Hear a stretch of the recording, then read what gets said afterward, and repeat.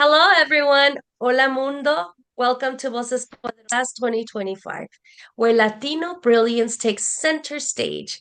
I'm Jackie Bouvier, and I'm honored to continue this movement that celebrates the nation's most powerful voices, shaping our culture, business, and future. I continue shining a light on the most powerful voices of influence through these short interviews, inspiring and empowering our Latinidad.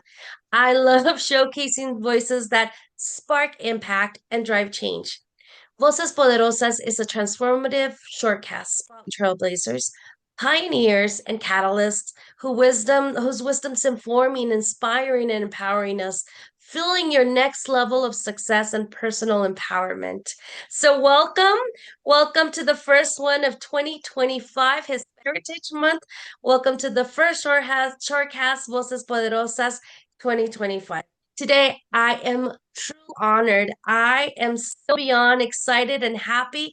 I've been looking forward to this for a couple of years, excited and waiting. I love our guest today. Today, I'm thrilled to introduce you to Ana Valdez. Yeah, Thank she's you, president and Jackie. CEO. Oh, yes.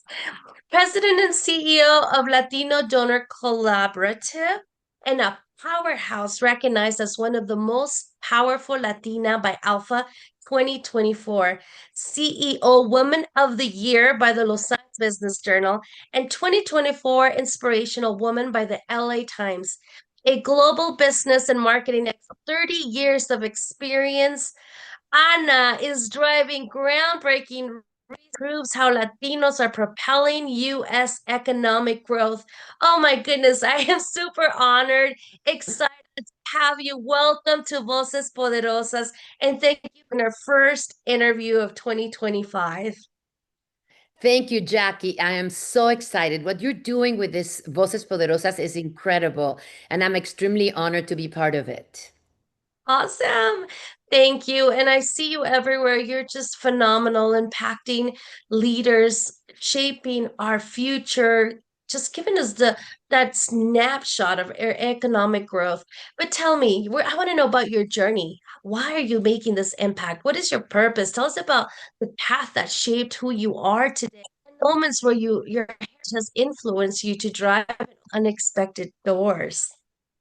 Well, thank you, because I love sharing it, because it's kind of different and exciting. So I love sharing my path in some ways. I always say that the people that went to school with me and, in general, people, around my life have followed very linear, journeys. And the truth is, in my case, it's exactly the opposite.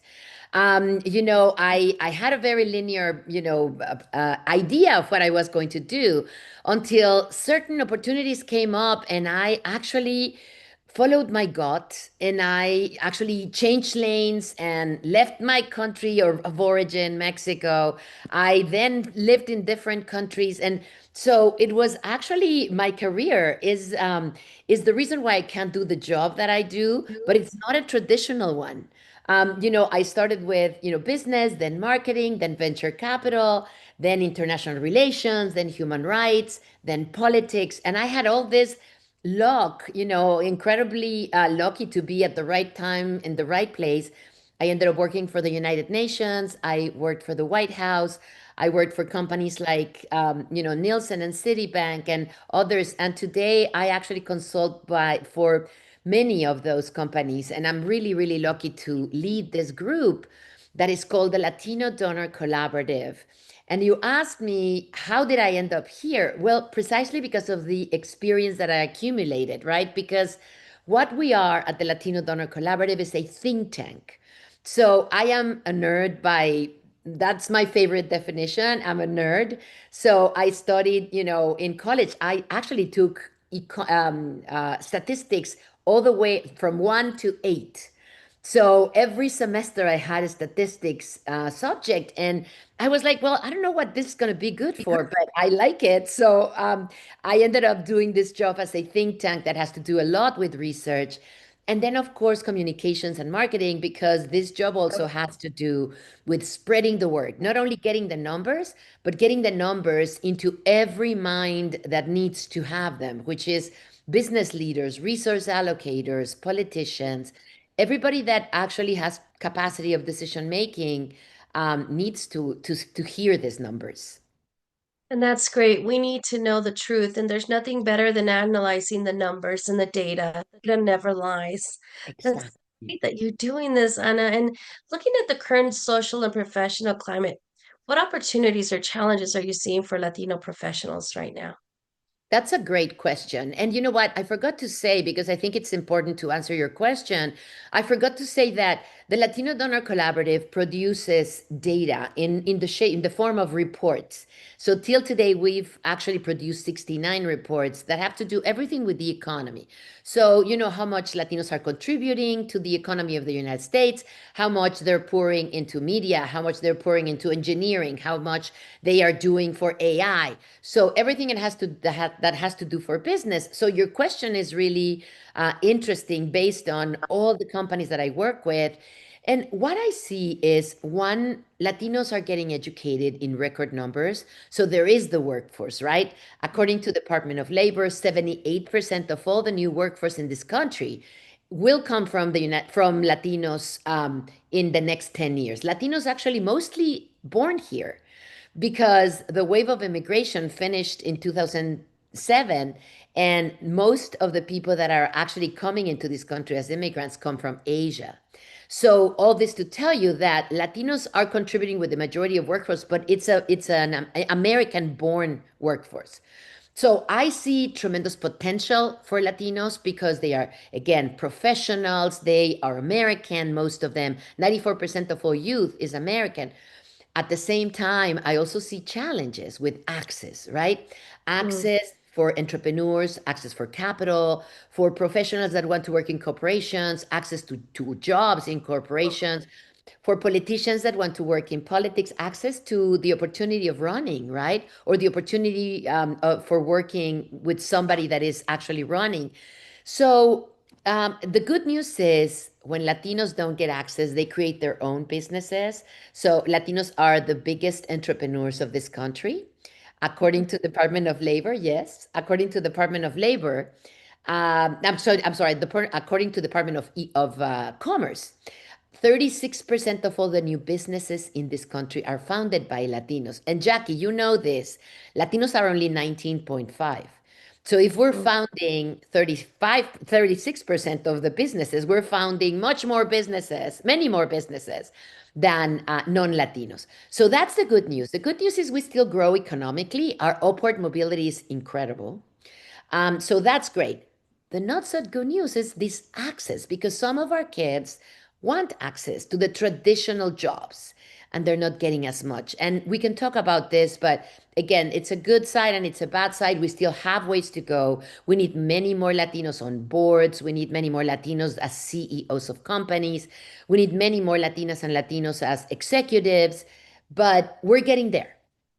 That's great. And that's great that you say that, because that's what we need, that advocate, that leader that's out there shining, that gives other Latinos an opportunity to sit at that board table, or to give them that access, or to inform and provide the resource necessary so that they know where to go, which is why I love interviewing everyone on here, because I get to learn and others get to know that there's opportunity, but they also get to understand, in this case today, the numbers, the data, and that there are opportunities. But not only that, we are opening businesses. I have a sweet spot for entrepreneurs.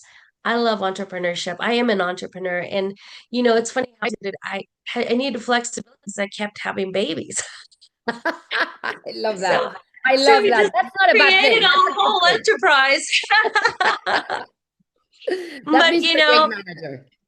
yeah, and so we all have our stories, but I think it's important to know that we're not the only ones out there, and that we need to have that type of access. So thank you for saying that. And hopefully we can find other resources and opportunities in the future, which leads me to my next question. What bold moves, personal, community, policy, do you believe will help Latinos become undeniable leadership force that's coming up. And you know that how can we do this? What are those next steps that you would give advice, maybe from the data you've gathered or just from what you see as you travel around the country?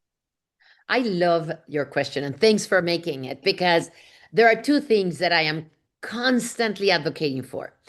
One is, and I actually I see them a lot in younger people. My generation is more cautious, but I see that what I advocate right now and what I'm going to tell you right now, young people are doing it instinctively, which I'm really excited for. One is to use our voice, right? My generation was taught to assimilate, to not make waves. In Mexico, I was raised with calladita te ves más bonita. Like I was supposed to be really nice and quiet and not, making, lots of noise. The truth is that in this country, you don't really get anywhere if you don't have a voice.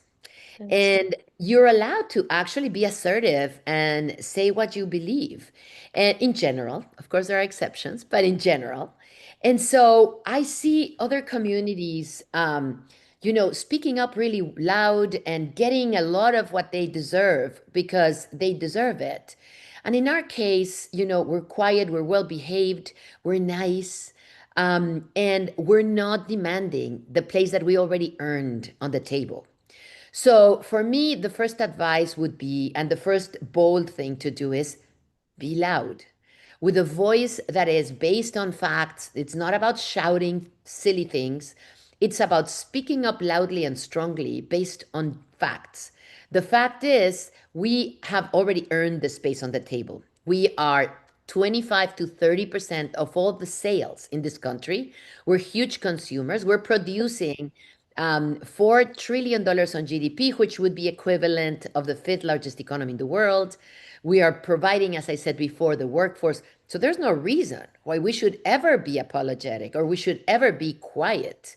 Actually, our voice should be heard because the more other Americans listen to our voice, the more they will know you and the more they can ride that wave of growth that we bring. So that's the first one, use your voice. And the second one, I already talked a little bit about it here in my answer before. Be authentically who you are, whatever you are. I also see young people, our youth, Latino youth, being very authentic. We call them the 200 percenters because they feel 100% American, but they also feel 100% Latino, and they don't have to apologize for. They melt it really well, they blend it perfectly. I always give this example of my husband having being extremely embarrassed of bringing a burrito to school when he was growing up because they would make fun of him and it smells weird and look at that, that looks ugly. And he felt bullied and they bullied him for it. Now, my kids are constantly having to choose which friends they're going to invite for lunch because all of them want to come and try Mexican food and Cuban food and Salvadorian food and because it's actually popular and it's good and my kids are so proud of it. So we have to go towards what our kids do, which is be proud, be unapologetic, and be a great American. You're a better American because of that. That's amazing. Those are great. That's great advice. And I have a little kid that's always saying, Mom, are you going to make tamales? I'm like, oh, Dios mío. Exactly. Exactly, right. Yeah, you Step. and me that are not, yeah, we may not be very good cooks. We get these demands from our kids, right? That's so great, Yana. It's been a true blessing to hear your story and insights today. Your powerful voice, and you have a powerful voice, and we want everyone to hear it. You're fearless, your commitment to elevating our community. It just will inspire so many people that will listen to this to its full potential. Thank you for making a difference. Thank you for Or allowing me to interview you and listen to your powerful voice today. Thank you for being on our show, Voces Poderosas. when thank you so much to you, Jackie, and for everything that you do for our community.